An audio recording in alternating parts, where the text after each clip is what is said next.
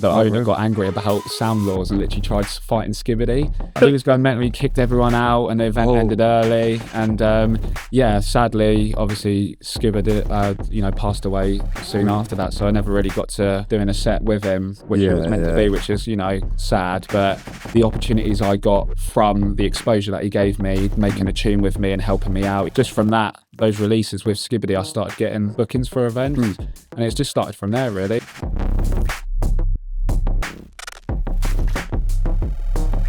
All right, guys, welcome to a Ravers Guide podcast. We're here today with Pengo and Stillz, doing our first back-to-back podcast, back-to-back set. I'm gassed. How are you boys feeling? Really good, mate. Yeah, good. So I just want to start off by saying, when did you first find your love for drum and bass? We'll start off with you, Stillz.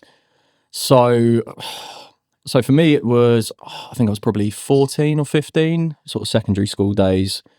And it was, I hate to say it, but it's early Mackie G. Early Mackie G is always early. Yeah, it is. Because obviously, so I'm 24 now. So I was 2014, 2015, that sort of era was, it was when he was making so many good tunes, wasn't he? And it just drew me straight to it, honestly, from there. Yeah. 100%. Pengo, what about you? So I got into electronic music at 9-10 years old, listening to Skrillex, dubstep. Oh wow, UK dubstep, August Mix 2009. That's literally what got me into electronic music. And I'm around I'm same age as Joe. So 2015, I got into SAS, Skibba, Mackie G, Fantasy, Dominator as well. That's another big name for me. That really got me into drum and bass, and then it kind of just spread from there. We went into the rollers era around 2018, 2019. So I had kind of changed style then, and then I've always liked jump up though. So when it started, coming back in, I started, experimenting with jump up tunes, and then that's where we are now, really. So who would you say your inspirations are? So I got three massive people to thank in the scene. One being Amplify. The stuff he's done for us has literally been crazy. Getting us shows, getting us on his label, collabs. Second one for me is Skibadee. In a lockdown mix, he found my he did live streams of lockdown mixes, and he found my mix and then gave me a show, and then I got into contact with Fantasy. I made a tune with Skibadee for my first ever release. Really got a lot of links from that. Yeah. So he did massive things for him. So rest in peace to him. Absolute legend. And Nick the Lot's the third one for me. He's just helps me with production all the time. That helicopter dub. Yeah. It's mental, isn't it? So who would you say your inspirations are, Stillz? So again, I have to say Amplify. Again, can't thank him enough for everything he's done for me and Aaron. The show opportunities and just everything to do with the label.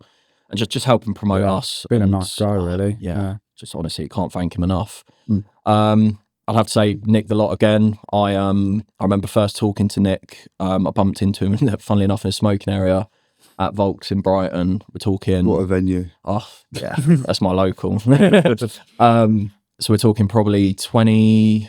I think it was just before lockdown. So I think it was towards the end of 2019. And funnily enough, it was when Nick. He'd done a few releases with Subliminal, and he was basically, he was like, I'm looking for people I'm starting a label, which obviously he started Pick the Lock. So that's how I then got in contact with Nick quite a bit. And honestly, the amount he helped me, obviously when we went into lockdown and stuff, he helped me so much with just everything with production. I'd send him an idea, and then he was giving me plugins to use, be like, no, this is how you should use the plugin. This is what you should do on that bass to get this sort of sound. This is the sound I'm looking for. Like I said, mate, I can't thank him enough. Honestly. Sounds like a great guy. Genius. Oh yeah, he's honestly the underrated guy on the scene. What's he like in person? It's exactly what his tunes are like. Yeah, really? Yeah, that's the best way. Love him, mate. Yeah, exactly. Oh wow! So obviously you two have just done a set at D&B Allstars Festival. I just want to hear, what was that like? Because that just must have been mental. We'll start off with you, Stillz. Yeah. If I'm honest, mate, it was a bit like when Amplify told us, because obviously it was a Gradient takeover set, we were just honestly a bit speechless about it, to be honest, that we'd even been considered for something like that. It was so good. Yeah. It's kind of hard to put into words, but I think seeing, because we were second set on, I think it was seeing how sort of 5 minutes before, we were there getting ready. And I think it was just so humbling to see the amount of people that were like coming into the tent, like 5 minutes before-ish when we were starting to get ready to come on, and just seeing the amount of people coming in, it was a bit like, wow. Yeah, honestly. How did you think about it? Yeah, it was unreal, and doing it with your best mates as well. Yeah. The only people were missing was Master Error and Amplify. Like, that's who we're missing. But it was nearly like the full trinity of gravy. Yeah, just doing it with your mates, like Jack Reeves as well. He's like my best mate since I was 5 years old. And doing it with him is class, and all like bouncing off each other's tunes. And we've all got a different style. Like Joe's like a mix of UK and like heavier jump up. I'm more like heavy. Jack's more UK jump up, and Nick's just Nick. Nick's just Nick. Nick's just Nick. So yeah, it's just like bouncing off each other's tunes, like blending off like people's tunes. That's just funny. So what would you say is like the top funny moment from that festival? Did anything happen? Just Nick the lot, being Nick the lot. This the reactions of his tunes and him like slapping everyone about, like he's like physical and he's like grabbing you, chucking you. Yeah, if you do a blend off his tune, he's like slapping you on the back. Yeah, it's just funny. Yeah, it's brilliant. Jesus Christ, sounds like a madman, but good fun. It's so fun. So gonna go back to you, Stillz. How did you first get the opportunity to start playing at events? Was it through Amplify, or did you start out through grassroots? So it was great. It was grassroots for me.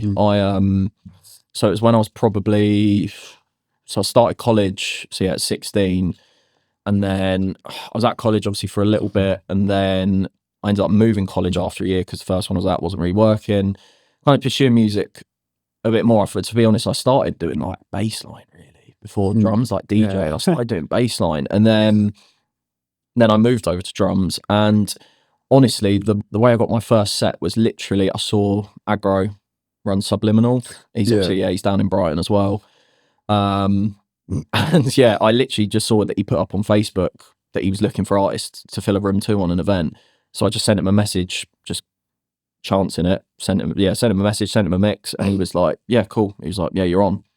Oh, wow. And then basically from there, I just kind of networked with the Brighton scene. Basically, I don't know if I've still got the notes in my phone, but from like 2019, it was like 2 pages worth, but they were only, I was playing for nothing. I was playing in room 2. I was playing like closing sets, opening sets, with the odd main room thrown in here and there, but it was basically just like every club in Brighton I ended up playing at. But it was just networking with people in Brighton.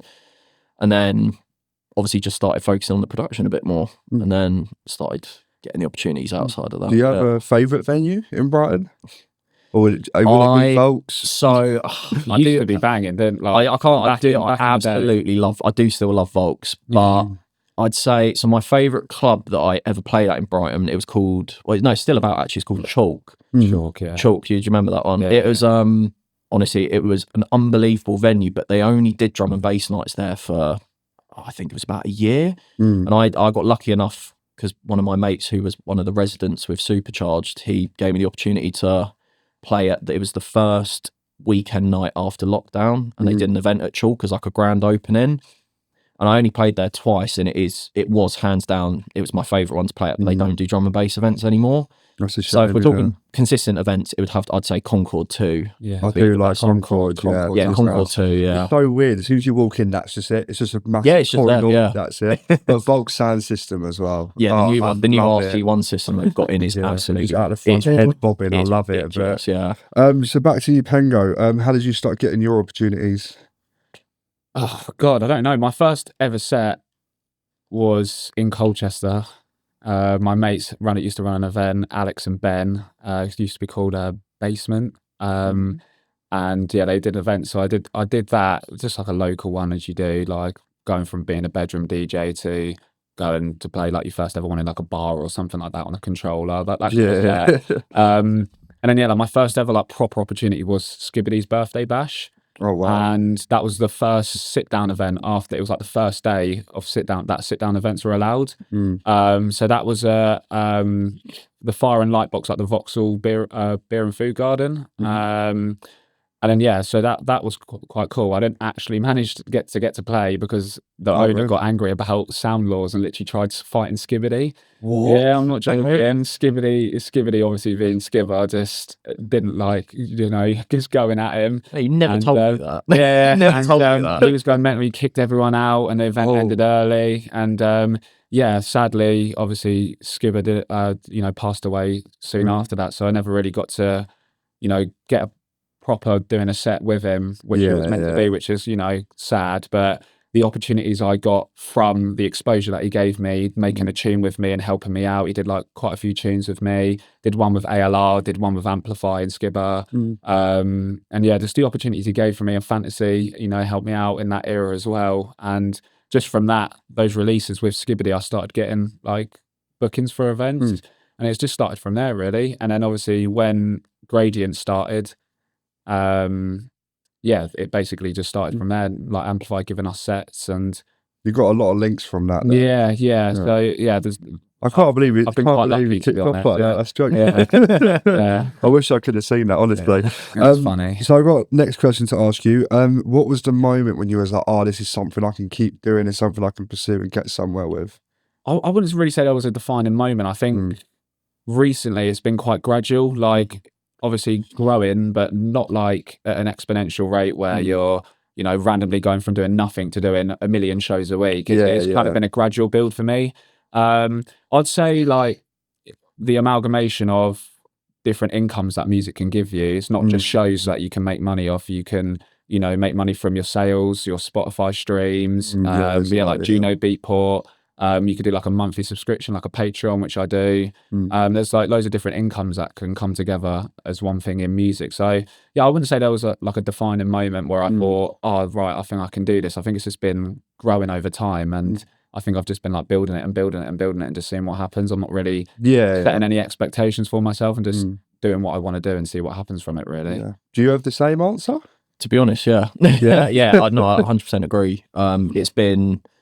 I'd like to think, it's been the same for me. It's just been quite gradual. I mean, not sort of, you know, one thing or two things have sort of led to something more. Well, you know, maybe a couple of releases here and there, but most of it's just been quite gradual. It's just been like from the, like Aaron said, like from the exposure of playing certain sets, and people then sort of start to recognise you on sort of more lineups, like with the more familiar sort of promoters and stuff like that. Yeah, but just making links, really, isn't it? Exactly. Like, and like you said, it's the fact there's multiple sources that you can make income from in music.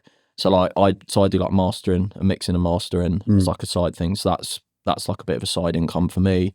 And then obviously you got sets, and then you've got like Beatport, Juno, sales like that. And then obviously I know like a lot of artists do like dub packs and stuff. Yeah, if you create your own label as well, there's another source of being able to go full time in music. 100%. It's very, very hard, very difficult. Yeah, I mean, you're both not doing too bad. I mean, Amplifying Friends sets, D&B Allstars Festival, that's mental. I'd kill to play. You know what I mean? So back to you, Stillz. Is there anything you would have changed about the journey so far? Is there something you wish you did different? Something you collaborated with?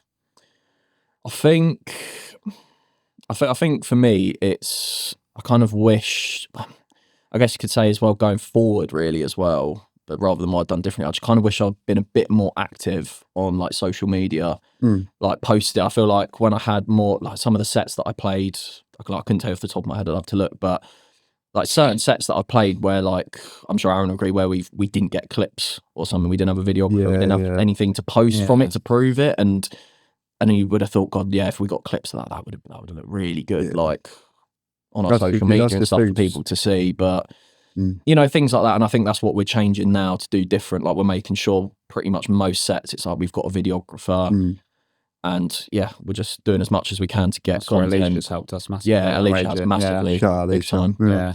Yeah, that's the thing. I mean, social media is so big nowadays. You need to make sure you're putting stuff out on social. Yeah, that's one of the hardest parts of music. I think, like marketing yourself. It's not just you make good tunes. That's the thing. Yeah, like before, like when I started, it was just a case of it would be like you'd be booked and you just put it up on Facebook, a picture of the flyer, and put it on your Instagram story, and just be like, I'm playing here, and it would get quite a few likes or quite a bit of interaction. Whereas now it's like promo videos, and you've got to have like themes if it's a track's got a certain title. And the social media companies are against you as well, because you put up links to get people off the website. Then Instagram don't promote that because they want to keep you on the app as long as possible. So that's where like the argument is of artists fighting Instagram and other social media apps, because they're trying to keep you all on the app, whereas artists need you to go off the app to go and look at your music and stuff like that. So it is I think social media is one of the hardest parts of music, 100%, especially if you're not that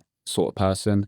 you know, obviously some people are completely natural to it, can make skits and can make, you know, funny videos and great promo ideas, but you got to be creative in that as well. It's all creativity. It's quite like really taxing to do it. But yeah, fair play to the people that can just churn out like Aaron Kraskell. He's like he's like the guy. After going through his videos, and I was just like, geez. Yeah, he's like next level funny. It's the same with Mosey as well. I think it's just that's his Australian tour or New Zealand tour or something. I saw on Instagram earlier. Yeah. And like he was just going mental. I don't even know what that video was. So have you guys got any events coming up together, like separate sets or back-to-backs? So my next one, I think, it's in Aldershot on the 21st of this month, so December. I can't remember what the club's called, but that's a solo one. I think our next back-to-back is, I think it's in Derby. That event, that's going to be so good. Why is it going to be good? Because it's all like artists that I'm mates with, and the vibes are going to be the promoter has put on like a really good lineup. I think like they're all the same sort of jump up, but they're all like in their own unique sound. So definitely, it's all the same kind of subgenre, but there's loads of different styles. Like, my favourite artist, Master Era, is going to be. Oh wow! There you go. Can you tell me what your goals are coming in like into the new year? Anything you set yet? I think a goal that I've definitely set is to be, like I said, more active on social media. I think that's definitely something I want to do. Like I said, getting more content and actually being active with consistent. Active and consistent with posting stuff. Yeah, it is key now. It is key, and I think it's something that I'd like to think would help me grow next year. Definitely, if I'm a bit more active with it. So, I mean, only up from here. I mean, the events you've done so far. Pat on the back, do you know what I mean? Yeah, you got to keep going though. That's the thing. Yeah, you got to keep churning out tunes. Like, I've struggled the most with like the creative aspect of it. Like, sometimes, like doing a job creatively is like full time. You've got to sit down at your PC and be able to just pluck something up out of nowhere using your brain. It's like not just do this, do that, and then you've done your job. It's creative down to you. You've got to think of something unique, something that hasn't been done before. And obviously with drum and bass becoming as big as it is, it's harder and harder to find a unique style because there's so many people doing it. So being able to actually sit down, mentally prepare yourself to be creative is one of the hardest parts, I think.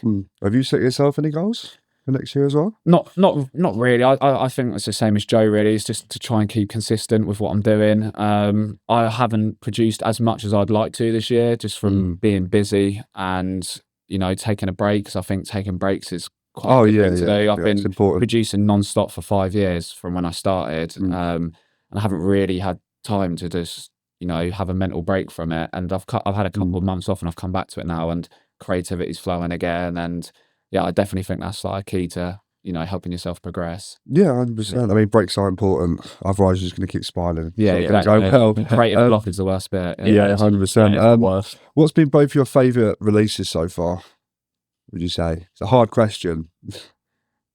What, of our own or of your own? I think for me, still, when I look back at it as like a body of work, I'd still say my last EP that I did on Gradient, Find a Lighter EP. Yeah. I think that's definitely, like, when I look back at it as like I said, like as a body of work, I think it's definitely the one I'm most proud of. Like, if I was to promote myself to somebody who doesn't know who I am, I think I'd still send them that release, even though it's, you know, coming up to like nearly 3 years old. Yeah, I mean, I think the key thing is the way you're saying it, you're proud of it. Yeah, exactly. So big time. It's one of them things, I think, you know, you're going to send it out and people will like it as well. I think that's key as well. Definitely. So. Have you got one of your own favourite? Probably my Elevate EP on Grid Recordings. Like, it might not be as good in quality as what I make now, but I feel like the ideas, that was just a time of where I was only been producing for like 1.5 years, 2 years, and I just didn't care what I made. I just I was churning out like 6 tunes a day, not really caring what I made, just doing what came to mind. Whereas now, I feel like it's a lot different because you set standards for yourself. Some ideas that might sound good to other people don't sound good to me anymore. Like that I'm making, and I'm like quite self-critical of myself. So I would. It's still fun making music, but I think at that point where you don't really have any expectations of yourself and you don't have any standards of yourself, basically, you're just making what you want. I think that was like such a fun time producing. But now there's a lot of like rage moments when you're because you're trying to create a sound that you want to make, but you can't do it. It's at certain times there, or like the correct, like, because you've made so many ideas before, trying to make something unique is quite difficult sometimes. But yeah, Elevate EP on Grid, yeah, probably. Yeah. So what's one DJ you'd both love to collaborate with? Well, that we haven't yet. Yeah, which you haven't yet. Or one you want to repeat because it was just so good. Repeat forever, Master Error. Yeah, I'm not quite friends, to be honest. He's genuine. I'd have to agree with that. It's really funny because he's like one of my really close mates in music, but at the same time, he's literally like an idol to me. Like, I genuinely think he's I genuinely think he is like an alien. I can't get over how good his tunes are. So we've made tunes. We've like made tunes with him before. He's like, I've watched him make a tune in 15 minutes before. Yeah, and it's like start to finish, fresh idea, 15 minutes done, and it's the best tune you've ever heard. Yeah, it's ridiculous. One that I haven't done before, I don't know, because we have done quite a few back to backs. Maybe Sub Killers for me. I've spoken to Sean recently, and we're gonna get something in a go. But I haven't actually done a collab with Sub Killers before. But Rebel Boy is one of my favourite tunes. Yeah, brilliant. Yeah, so probably Sub Killers. That would be something. Yeah, is it the same artist? I think I'd have to agree. Like I said, like Aaron said, when you're looking at people we have gone back to back with, I probably would have said Nick the Lot, because obviously we did that at Allstars Festival, but it was fun. But obviously somebody that we haven't done before, I think Sub Killers definitely. After I watched him in Exeter, I think it was he went back to back with Amplify after me. I was supposed to be on with Aaron and Jack, but Jack's car broke down. Yeah. Oh wow. And I saw Sub Killers on with Amplify afterwards, and honestly, he's a really good DJ, and obviously an amazing. He's American as well. It's not big. Drum and bass isn't very big there, but he's like, and that's the thing. Baseline. And that's the thing. That's the thing I remember him saying to me after the show. He was like, because obviously Amplified, like quite a lot of us all play his tunes. And he said to me afterwards, he just said, I'm just in shock. And I was like, well, what do you mean? And he was like, I just can't believe it. He was like, people singing my tunes back to me. And he was like, and it was, he loved it. He was like, and it was a completely full room. And I said, yeah. I said, that's, I was like, yeah, man, they're here for you for that.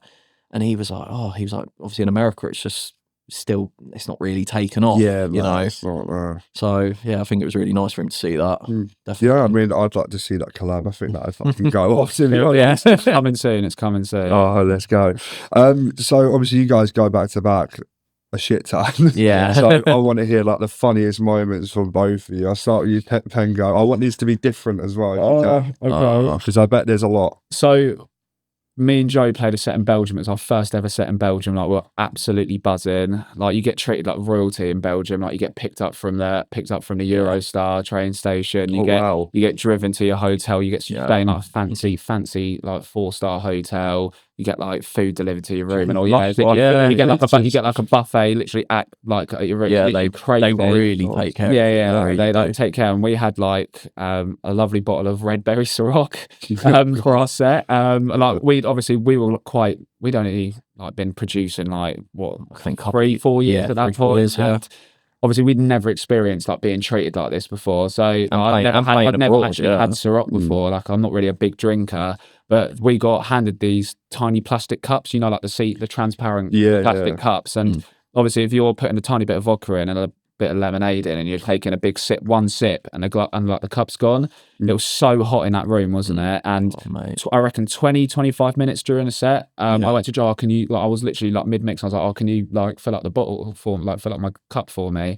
And I turn around and Joe's literally standing there with this red berry syrup bottle, like, just like standing like that, saying it's gone. It's complete. And we were so shocked we drunk it all. And I reckon then 30 minutes into the set, started feeling a bit like wonky. 40 minutes into the set, I can hardly see. Then 50 minutes into the set, like, it was like thank God this. I don't know how we got through it. And when the hour ended, like, we kind of calmed down a bit, but it was just, I think, because we were so excited to be, we've been traveling all day, and like we're drinking expensive alcohol you never had before. You're young, like. It really was. Well, then you made it through the set. Like, God, have you got another one as well? I'm trying to think. I'm honestly trying to think. The only one that when he nearly played the same tune twice. No, I've done that. I think, I don't know. Yeah, it was. Well, yeah. If we're talking on set, I'm sure Aaron probably remembers when I think it was Lab 11. It was Lab 11, yeah. It was a Radiant Takeover show, yeah. And Joe had a bit to drink. And, I'd played, it was a Amplify Master Error remix of a Black Carriage tune, How Deep. Yeah, it was How Deep. And I played it earlier on in the set. And Joe has a habit of when it's really loud at a rave, you say something to him and he'll just like smile and put his thumbs up. No idea what you're saying. It's I do that as well. And I'm literally going, Joe, I've just played that tune. And he's going, yeah, no, it's like that. And I was going, no, it's Joe. And I've literally ripped the headphones off his head. And I go, Joe, I've played that tune. And he's like, oh, sorry. And he's actually just pulled it out before it's about to like become audible, and I come in. It was only like the hats in the intro, and we were sweating ourselves. Well, at Lab 11, because the booth monitor, it's one of them because it's a combination of the booth monitor being so loud because it has to be so you can hear properly. I've got my earplugs in because obviously I'm trying to protect my ears, and I've got headphones. And I was trying to tell me, but I mean, that was very funny up on the decks. Like. Yeah, we're wetting ourselves. Yeah, literally, we still talk about it now. We've probably got many more, but I can't think at the moment. It's hard when you're on the spot. I get that. Yeah. So, last few questions now, starting to wind down the podcast. I just want to hear, like, what's one tip you give to someone who's just starting to DJ? Free downloads and mixes. That's literally nice and simple. Free downloads. And listen to other DJs. Like, I don't know. It's hard to. I think be unique as well. I think there's a lot of same style of DJing at the moment. I feel like the art of blending kind of been lost. Yeah, like the art of a low end blender. Like I do respect the chop obviously, and I respect the skill that goes behind it. But I feel like the flow of a drum and bass mix has kind of gone. There's a lot of 8-bar build ups and like fake drops and that, which I think there's like good in good. Like, but if it's like a whole set, like 2 or 3 throughout a set, it's like, okay. But then it gets repetitive, and when it starts getting a bit repetitive. My tip would be keep the art of blending alive. Yeah, that's it. Put a low endy tune which will sound good on a mono sound system with a melodic tune or a bit of a scatty tune. I think it works quite well. Yeah, like I won't say what event it was, but I did go to one event and like I stayed there for the whole event, and like there was like 6 different DJs, and they all just sounded the same.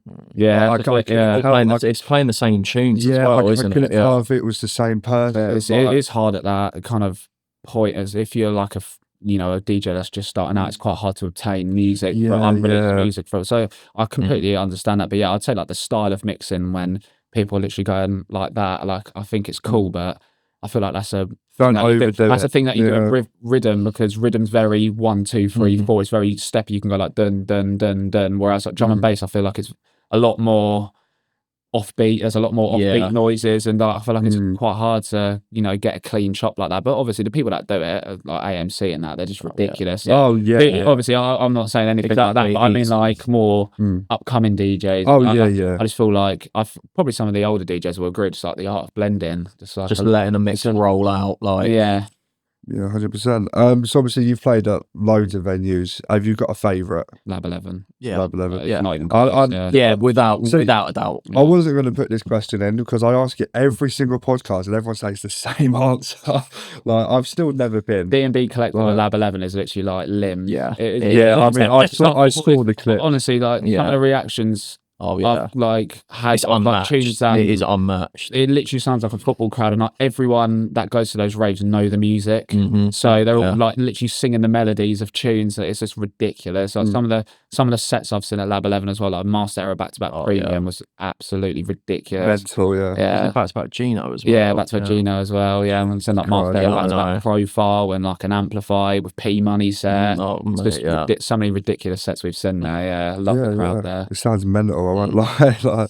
So recognition being quite a big thing in this thing now. Is there someone you just want to give a shout out to? What, like upcoming? Yeah, upcoming, I would say. Yeah. Riptide, yeah. Sick producer. Nice as well. I'd definitely say a couple. Obviously, JB, definitely. Like the amount of big DJs that are playing his tunes and stuff now. It's mental. He's ridiculous. It's like I was like, sorry. I was like, mental. Another one as well. I play his tunes all the time. Aaron knows as well. It's Jitsu. I'd give a massive shout out to Jitsu. He's, in my opinion, he's absolutely killing the like UK melodic jump up style. Like he just needs to put out more music. I've got another one, Nick the Greek. Yeah, he's from Wales. He's like quite. No one's really heard of him before. Yeah, mate, his tunes are absolutely ridiculous. He's got an EP coming out on my label, Scope Sounds Like a Run with Jack Reeves. So some people probably hear his tune soon, but he's honestly so underrated as a producer. There's I'm not too sure how to actually pronounce his name, but Phoenix, like Fenix. He's another sick producer. And there's one guy on my Patreon as well. He's a sick producer called Curbs. Kurbz.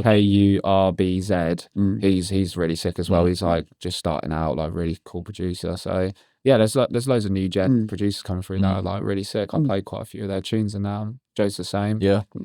Right, well, guys, make sure you check them guys out. They sound sick. Like, so as we're getting to the end of the podcast, I've got 2 more questions I want to ask you guys. Of course, like no day is really a day off, but what do you do if you do have a day off? Like, run me through your normal day.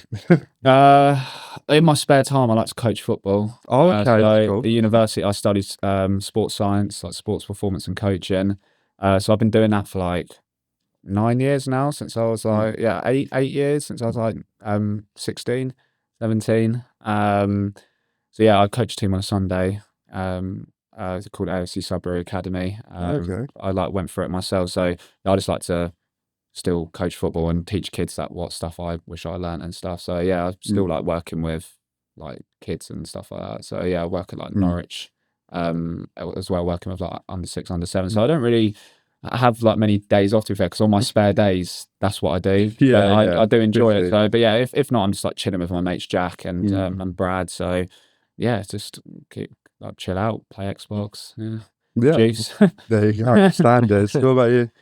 So obviously I work full time at the moment. So if I'm honest, when I get spare time, I'm producing. I'm producing, it's not a day off then. or I'm trying. Yeah, pretty much. Yeah, producing, or I'm trying to like get to pirate record mixes or just practice. It's hard to do after. It's hard to do after work. Yeah. But I mean, apart from that, I collect vinyl. That's probably house fun hobby though. Yeah, 100%. Yeah. So last question now. Just want to get your opinion on the studio. What do you think of it? And then I want to hear who do you want to see come down here next? I mean, the studio is great. Yeah, it's amazing. It's really 5 minutes down the road from me as well. Who do I want to see in next? I think you've got to get Nick the Lot in there. Yeah, Nick the Lot. Yeah, you've got to get Nick in. We've had some DMs with him, with his agent, so I think hopefully it should happen in the future. We'll get back onto that. Nick in. You've got to. I want to hear the helicopter live, played by him in the room in front of me. Yeah, that's only me in the room. I just want to listen to it. It's mental. Yeah, but well, thank you for you guys for coming down. And thanks for having us on. Thank you. We're going to move on to the set now. I can't wait. But we'll see you guys in the next episode.